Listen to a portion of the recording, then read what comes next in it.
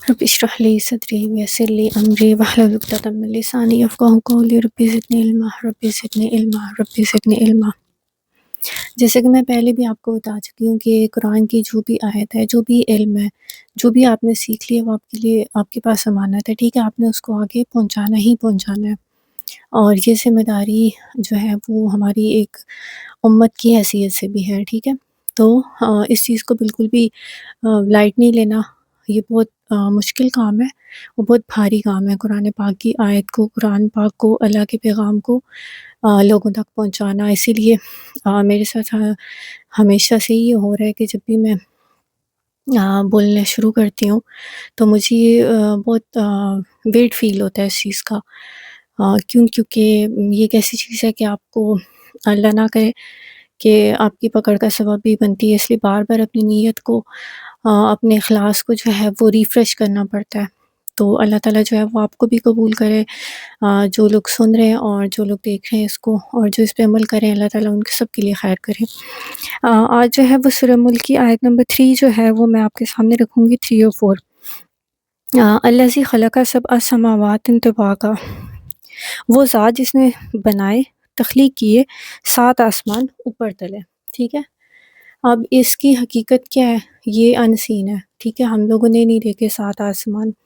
اسی آسمان سے اوپر ہیں، کیونکہ اوپر تلے کا ورڈ آیا نا، طباع کا مطلب اوپر تلے، طے بتائے آئے ہیں، تو وہ جیسے بھی ہیں، جیسے کہ اللہ نے پہلے ہی کہہ دیا شروع میں ہی کہ وہ ذات ہے جس کے ہاتھ میں بادشاہی ہے، تو وہ ہر چیز پہ قادر ہے۔ تو اسی لیے اللہ تعالیٰ 7 آسمان بنانے کیا، 7 جتنے مرضی کا آسمان بنانا چاہیں، جو کچھ بنانا چاہیں، اللہ تعالیٰ تو ہر چیز پہ قادر ہے نا۔ تو اس لیے اس کو جو ہے میرے خیال سے اللہ تعالیٰ کی عظمت، اللہ تعالیٰ کی بڑائی اور اللہ تعالیٰ کی قدرت، اختیار، ان چیزوں کے حوالے سے دیکھنا چاہیے کہ وہ کتنی عظیم ذات ہے۔ ما تری فی خلق الرحمن من تفاوت، اللہ تعالیٰ کہتے ہیں کہ تم دیکھو، کیا تم رحمان کی تخلیق میں کوئی فرق دیکھتے ہو؟ مطلب باہر نکلو، دیکھو آسمان کو، کیا تمہیں کہیں کوئی فرق نظر آتا ہے؟ فرجی البصر، بس لوٹ آئے گی نظر تمہاری، حل تری من فطور، کیا تم دیکھتے ہو اس میں کوئی شگاف؟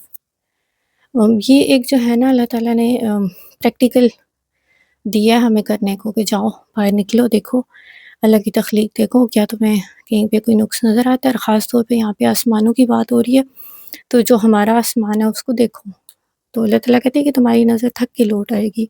کیوں؟ کیونکہ وہ کمپلیٹ ذات ہے، ٹھیک ہے۔ اللہ نے ہر چیز کو تخلیق کیا ہے، زندگی کی ابتدا، موت کی ابتدا، مطلب میں حیران ہوتی ہوں جو لوگ کویسچن کرتے ہیں کہ اللہ تعالیٰ کی ذات پہ کویسچن کرتے ہیں، خاص طور پہ ان کا کیا لائک ان کو یہ نہیں چیز فیل ہوتی کہ کسی وقت وہ کچھ بھی نہیں تھے؟ بس سوچنے کی بات ہے نا، انسان اپنی تخلیق پہ غور کرے، انسان کائنات کو دیکھے تو اس کو پتہ چلتا ہے کہ اللہ تعالیٰ تو ہر جگہ ہے۔ تو جو کہتے ہیں کہ اللہ کہاں ہے، یا کوئی بھی کویسچن اللہ سے ریلیٹڈ کرتے ہیں، تو میرے خیال سے ان کو سب سے پہلے اپنے اوپر دیکھنا چاہیے، اپنی جو ہے وہ ذات کو دیکھنا چاہیے کہ ان کو کس نے بنایا ہے۔ کیا وہ یہ نہیں سوچتے؟ اللہ تعالیٰ آگے کہتے ہیں ثم ارجع البصر، دوبارہ نظر اٹھاؤ، کرتین ینقلب الیک البصر، تھکی ہاری خاسئا و حسیر، تھکی ہاری جو ہے وہ نظر تمہاری واپس لوٹ آئے گی، مایوس، ٹھیک ہے، خاسئا و حسیر مطلب تھک کے، مایوسی کے ساتھ لوٹ آنا کسی چیز کا۔ تو ظاہر ہے وہ رب ہے، وہ اتنا عظیم رب ہے، اس کی تخلیق میں تو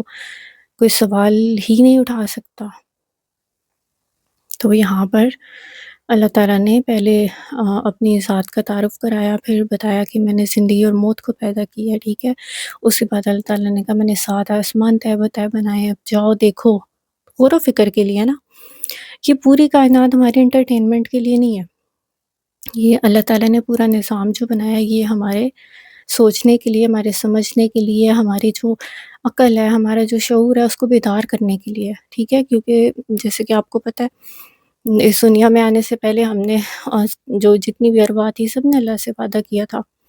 اپنی اپنی جو ہے وہ انہوں نے زندگی کو چوز کیا تھا، لیکن یہاں آ کے ٹیسٹ یہ ہوتا ہے کہ ہم بھول جاتے ہیں اس چیز کو، اور پھر ہمیں اسی پزل کو سالو کر کے واپس جانا۔ تو یہ پزل سالو جو ہے وہ اس صورت میں ہوگی جب ہم غور و فکر کریں گے، قرآن پاک کو کھولیں گے، اپنے ذہن کے اندر سوال جو ہے نا وہ اٹھنے چاہیے، آپ کے دل میں، آپ کے ذہن میں، اپنی ذات پہ غور کریں گے۔ اور اس کے برعکس ہمارا رویہ کیا ہے، ہمارے جو مسئلے مسائل ہیں ہم ان سے ہی نہیں نکلتے، ٹھیک ہے، تو گھریلو مسئلے ہیں یا پھر دفتروں کے مسئلے ہیں یا پھر اور 100 مسائل ہیں، ٹھیک ہے، تو اپنے آپ کو جو ہے وہ آخرت کے لیے فارغ کریں، اپنے آپ کو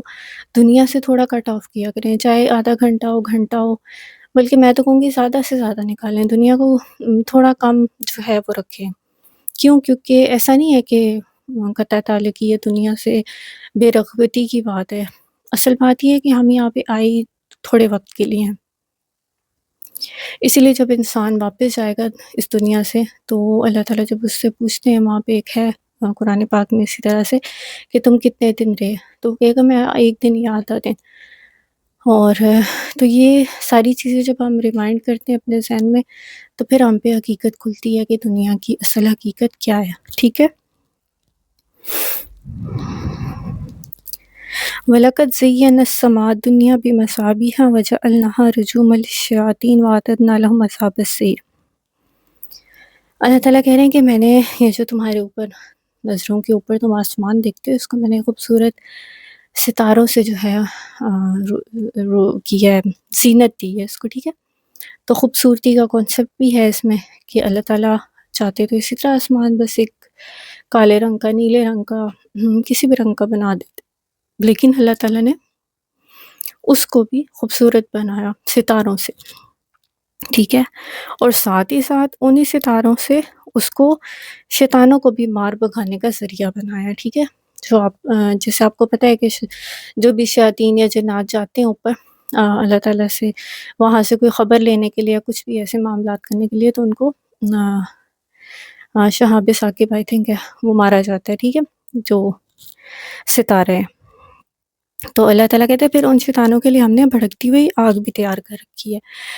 اب شیطان جاتے ہیں اور ان کو مار پڑتی ہے۔ پیچھے بات ہو رہی تھی آسمانوں کی، ٹھیک ہے، زندگی موت کی تخلیق، تو اللہ تعالیٰ نے یہاں پہ نا ایک طرح سے یہ چیز بھی سمجھائی ہے کہ دنیا میں جتنی بھی چیزیں ہیں، جیسے کہ آپ دیکھتے ہیں پوری کائنات کو دیکھیں گا، غور کریں، دن اور رات کو، سورج کو، آسمان کو، چاند کو، ہر ایک اپنے سسٹم کے اندر ہے، کوئی بھی اپنے سسٹم سے ہٹا ہوا نہیں ہے۔ اگر یہ کوئی ایک بھی اپنی مرضی کرنے لگ جائے تو پتہ نہیں کیا سے کیا ہو جائے۔ تو یہ جو اختیار ہے اور یہ جو ساری چیزیں یہ انسان کو ملی ہیں، اور جیسے کہ جنات جو ہیں ان کے پاس بھی ہے، ٹھیک ہے، اختیار، تو اب وہ اختیار کا اچھا یوز کریں یا غلط کو یوز کریں وہ ان کے اوپر ہے۔ اب یہاں پہ سیکھنے کی بات کیا ہے کہ وہ کیا کرتے ہیں، جب وہ جاتے ہیں ادھر کچھ گن سن لینے تو ان کو مارا جاتا ہے۔ اس کا مطلب کیا ہے کہ حدیں بہت ضروری ہیں۔ اللہ تعالیٰ نے ہمیں جو چیز بتا رہے ہیں یہاں پہ وہ یہ ہے کہ اپنی حد میں رہنا، اللہ تعالیٰ نے جو ہمیں حدیں دی ہیں اسی کے اندر ہمیں رہنا ہے۔ ہمیشہ آپ دیکھیں کہیں پہ بھی مسئلہ ہوگا، جس بھی مسئلے کو آپ اٹھا کے دیکھیں گے تو کہیں نہ کہیں کوئی نہ کوئی زیادتی ہو رہی ہوگی، اور زیادتی کیا ہوتی ہے؟ حد کراس کرنا۔ ہر انسان کو اللہ تعالیٰ نے ایک دائرے کے اندر رکھا ہے، ٹھیک ہے، اس کے حقوق، اس کے فرائض، سب کچھ پتہ ہے۔ جب ایک انسان اپنے دائرے سے ہٹ کے دوسرے کے دائرے میں گھستا ہے تو وہاں پہ خرابی پیدا ہوتی ہے۔ تو یہاں سیکھنے کی بات کیا ہے کہ اپنی باؤنڈریز جو ہے وہ ضرور مینٹین رکھیں، اور اپنے آپ کو جو ہے وہ قرآن کے ساتھ جوڑیں، اور دوسرے کو بھی یہ چیز سکھائیں کہ ہمارا دین ہمیں کیا سکھاتا ہے۔ کسی کے معاملات میں زیادہ انٹرفیئر نہ کریں، تجسس نہ کریں، ٹھیک ہے، اور جہاں پہ آپ کو لگتا ہے کوئی خرابی ہے، کوئی ایسا مسئلہ ہے تو آپ وہاں سے تھوڑا سائڈ ہو جائیں، عزت کے ساتھ، وقار کے ساتھ، ٹھیک ہو گیا۔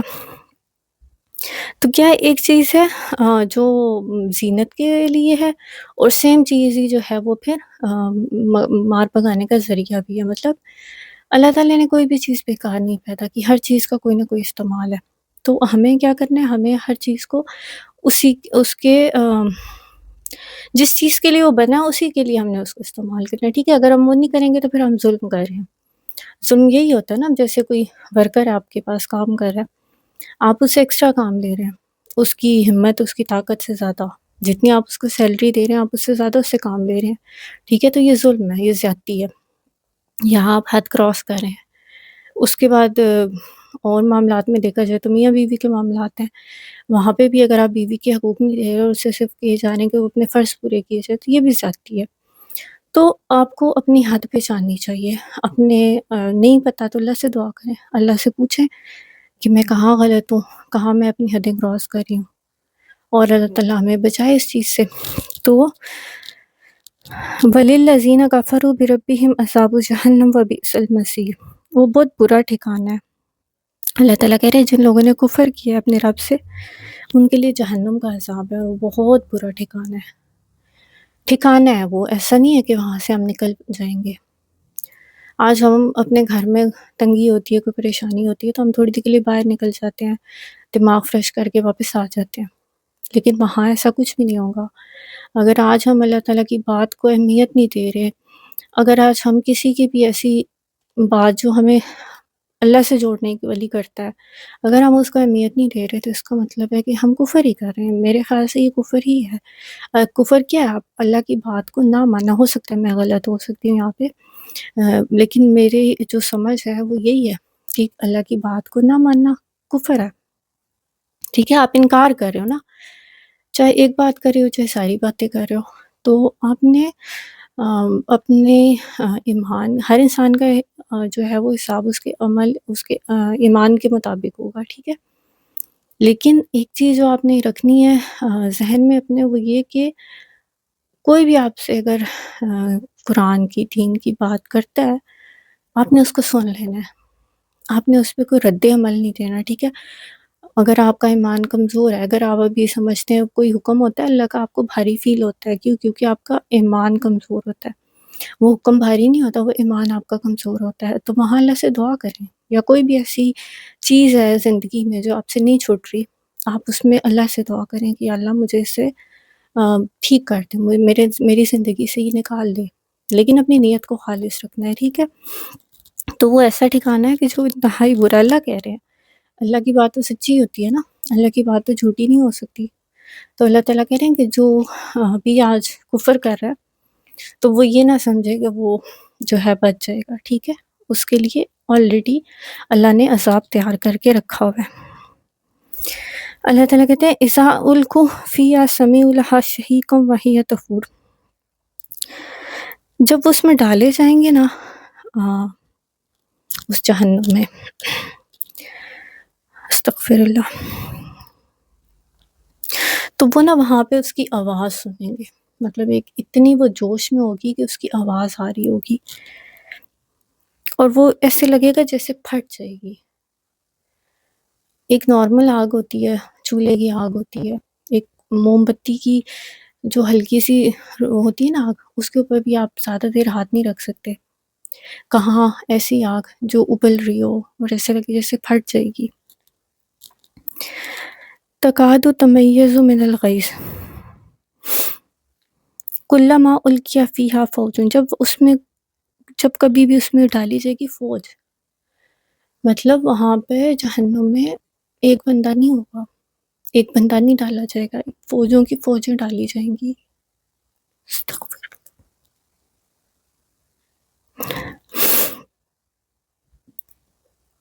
جب وہاں پہ فوجیں ڈال دی جائیں گی نا تو وہاں کے جو لوگ ہوں گے وہ ان سے پوچھیں گے، جو وہاں پہ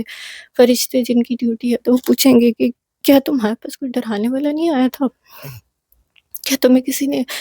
زندگی میں عقل نہیں دی تھی اس بارے میں؟ کیا کبھی بھی کوئی نہیں آیا تمہارے پاس تمہیں سکھانے والا، سمجھانے والا، بتانے والا کہ جس کی تم سنتے؟ آج اکثر میں جب خود دیکھتی ہوں کچھ ایسے لوگوں کو، یا جب میں دیکھتی ہوں ایسے ہوتے ہیں، آپ کو بھی ملتے ہوں گے، لوگ سنتے ہی نہیں ہیں۔ ایک ہوتا ہے کہ انسان سن لیتا ہے، کچھ لوگ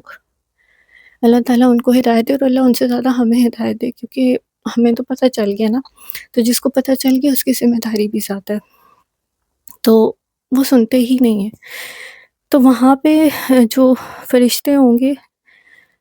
جو بھی وہاں پہ جن کی ڈیوٹی ہوگی جہنم کے دروازوں پہ، وہ کہیں گے کہ تمہارے پاس کوئی ڈرانے والا نہیں آیا تھا؟ قالوا بلا، کہیں گے کیوں نہیں، قد جاء نذیر، بے شک ہمارے پاس آیا تھا ڈرانے والا، فکذبنا، تو ہم نے اس کو جھٹلا دیا، ٹھیک ہے، ہم نے اس کی بات کو ہی رد کر دیا۔ سننا تو دور کی بات، سوچنا تو دور کی بات، ہم نے تو سنا ہی نہیں۔ وَقُلْنَا، اور کہا، مَا نَزَّلَ اللَّهُ مِن شَيْءٍ، کہ اللہ نے کچھ بھی نازل نہیں کیا، ان انتم الا فی ضلال کبیر، بے شک تم بڑی ہی گمراہی میں ہو۔ تو یہاں پہ کیا بات ہو رہی ہے کہ ان سے جب کہا جائے گا کہ کوئی ڈرانے والا نہیں آیا، تو وہ کہیں گے کہ کیوں نہیں آیا تھا، ہم نے اس کو جھٹلا دیا، اور ہم نے کہا کہ اللہ نے تو کوئی چیز ہی نازل نہیں کی۔ سوچے کیا عالم ہوگا، جہنم میں بھڑک رہی ہے، جوش مار رہی ہے، پھٹ جائے گی، چیخ ہے اس کی، آلریڈی بھی لوگ جہنم میں ہوں گے اس وقت، یہ پہلے تو نہیں جائیں گے۔ تو وہاں پہ وہ اپنا جو کہتے ہیں نا، اور کیونکہ جب انسان نا غلطی پہ ہوتا ہے یا غلط کر رہا ہوتا ہے نا، اس کو پتہ ہوتا ہے، ایسا نہیں ہوتا کہ کوئی انسان بار بار کوئی ایک ایسی چیز کر رہا اور وہ کہے کہ مجھے پتہ نہیں ہے، خبر نہیں ہے، جیسے کہ اللہ معاف کرے، اگر کسی کو جھوٹ کی عادت ہے نا، تو اس کو پتہ ہے میں جھوٹ بولتا ہوں، چاہے وہ جتنی مرضی بار کہ میں جھوٹ نہیں بولتا۔ اسی طرح کوئی اور ایسی، اللہ نہ کرے، کوئی اور ایسا گناہ ہے، انسان کو پتہ ہوتا ہے، تو ہمیشہ اپنے گناہوں میں، ایسے گناہ یا ایسے معاملات جو آپ کو پتہ ہے، ان پہ اصرار کبھی نہ کریں، بلکہ اللہ تعالیٰ سے دعا کریں کہ اللہ ان کو دور کر دے مجھ سے۔ کہنے کا مقصد یہ ہے کہ اس دنیا کے اندر ہی جو بھی کرنا ہے وہ کرنا ہے، اگر وہاں جائیں گے جب، وہاں پہ کچھ بھی نہیں ہے، وہاں تو بس کھڑے ہونا ہے، اپنا حساب دینا ہے، جنت ہے یا جہنم ہے، جدھر اللہ تعالیٰ جو ہے وہ ڈالنا چاہے۔ اللہ تو ہر چیز پہ قدرت رکھتے ہیں نا، اللہ تعالیٰ جو ہے وہ جس کو جدھر ڈالے، ہماری کیا مجال کہ ہم اللہ سے پوچھیں۔ میں تو یہاں تک سوچتی ہوں کہ اگر ہمارا نام اعمال نیکیوں سے بھی بھرا ہو، تو بھی اگر اللہ ہمیں جہنم میں ڈال دے تو ہم کیا کر سکتے ہیں؟ ہماری تو کوئی اوقات ہی نہیں ہے، مسئلہ صرف ہمارے دماغ کا ہے، مسئلہ صرف ہماری سوچوں کا، ہمارے دل کا ہے۔ ہمارے دل اتنے بند ہو چکے ہیں، ہمارے دل دنیا میں اتنے لگ چکے ہیں کہ ہم بھول چکے ہیں ہر چیز۔ ہم تو یہ بھی بھول گئے کہ ہمیں واپس جانا ہے، بلکہ واپس جانا تو چھوڑ دو، انسان تو اپنی پیدائش ہی بھول چکا ہے۔ وہ اس برتھ ڈے مناتے ہیں، بہت شوق سے مناتے ہیں، لیکن کیا کبھی غور کیا انسان نے کہ وہ کہاں سے آیا ہے؟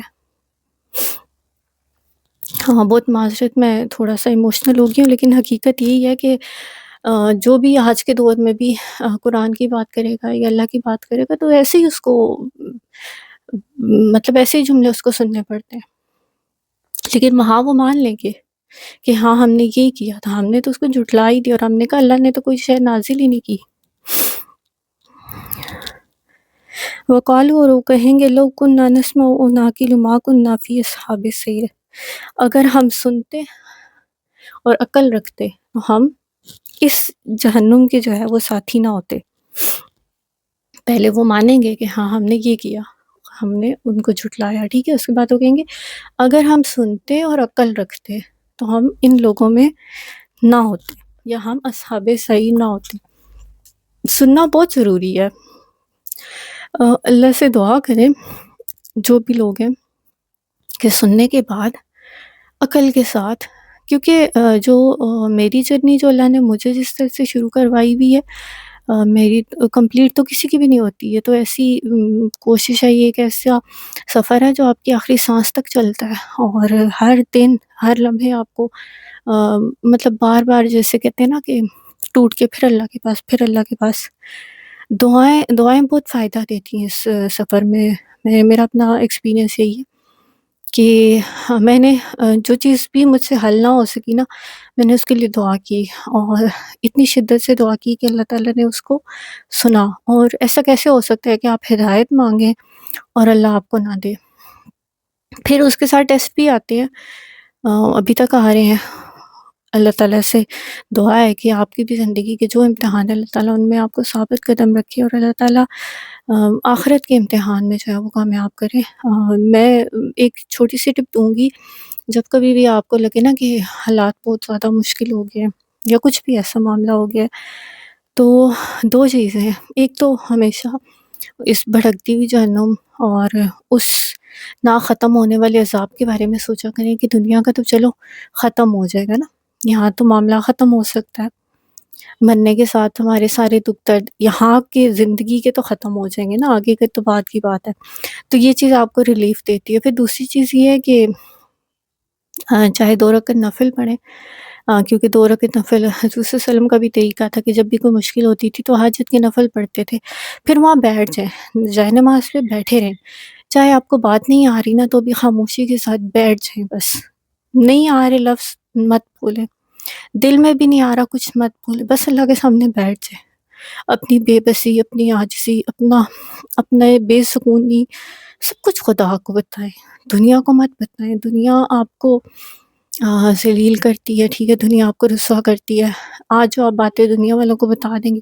کل کو وہی اس کو جو ہے نا کدھر کا کدھر لے جائیں گے، کیا سے کیا بنا کے اس کو آگے پیش کر دیتے ہیں، ٹھیک ہے، تو اس چیز سے اوائڈ کرنا ہے۔ اور یہاں پہ جو سیکھنے کی بات ہے آخری اس آیت میں کہ سننا اور عقل استعمال کرنی ہے، ٹھیک ہے، دنیا کے کاموں میں لگاتے ہیں، دین کے معاملے میں بھی عقل لگائیں، سنیں، قرآن کو سنیں، سوچیں۔ عقل کے بعد کا جو سفر ہوتا ہے وہ پھر عشق کا سفر ہوتا ہے، کیونکہ عشق کے سفر میں عقل نہیں کام کرتی، پھر عقل سے آگے روح کا ہے، پھر جو بھی معاملات ہیں وہ ایک الگ ہیں، ٹھیک ہے، تو سننا ہے اور سمجھنا ہے۔ پھر ساتھ ہی اللہ تعالیٰ کہتے ہیں ان الذین یخشون ربہم بالغیب لہم مغفرۃ واجر کبیر، کہ بے شک وہ لوگ جنہوں نے جو اللہ سے ڈرتے ہیں بالغیبی، بغیر دیکھے، میں نے نہیں دیکھا اللہ کو، میں جب بھی یہ سوچتی ہوں تو میں یہی سوچتی ہوں یا اللہ کہ میں تجھے دیکھ نہیں سکتی، صرف اگر میں تجھے دیکھ لوں تو شاید میں اور اپنے ایمان میں یا اس میں پختہ ہو جاؤں، ٹھیک ہے، لیکن ڈرتے ہیں، ایسا نہیں ہے کہ نہیں ہے ڈر، اللہ سے توبہ بھی ہے، اللہ تعالیٰ سے محبت بھی ہے، ایسا نہیں ہے اللہ سے محبت نہیں ہے، تبھی تو یہاں بیٹھے ہیں، اور لیکن یہ سب کچھ کریڈٹ اپنے لیے اپنے اس میں لینے کے بجائے نا یہ اللہ کو دینا چاہیے، کیونکہ یہ صرف اللہ کا فضل ہے، کیونکہ جنت میں جب لوگ چلے جائیں گے تو وہ یہی کہیں گے کہ یہ اللہ کا فضل ہے، اس کے فضل اور احسان کے بغیر جو ہے وہ کچھ بھی ممکن نہیں ہے۔ تو یہاں پہ نا شیطان تھوڑا سا آپ کو جو ہے وہ کرے گا اپنے اوپر لینے کے لیے، جیسے ابھی میں بات کر رہی تھی تو مجھے فیل ہو گیا کہ شاید میں نے سارا کریڈٹ خود کو دے دیا ہے، تو ایسا نہیں ہے، دعا کی توفیق بھی اللہ نے دی، عبادت کی توفیق بھی اللہ نے دی، بیٹھنے کی، سننے کی، بولنے کی، نیکی کی، گناہوں سے بچنے کی، اور ایک اندھیری زندگی سے روشنی والی زندگی کی طرف آنے کی، سب توفیق ہے، سب شکر، سب کرم اللہ کی ذات کا ہے۔ اور میں چاہتی ہوں، میری دعا ہے کہ اللہ تعالیٰ سب کی زندگی میں یہ روشنی لائے، کیونکہ یہ انتہائی خوبصورت روشنی ہے، اور یہ ہدایت کی روشنی جو ہوتی ہے نا وہ زندگی کو بھی خوبصورت بنا دیتی ہے، چاہے حالات جیسے بھی ہوں، اس میں بہت سکون ہے۔ اللہ تعالیٰ آپ سب کو جو ہے وہ ہدایت دے، تو انشاءاللہ باقی آیتیں جو ہے وہ کل کی ویڈیو میں کمپلیٹ کریں گے۔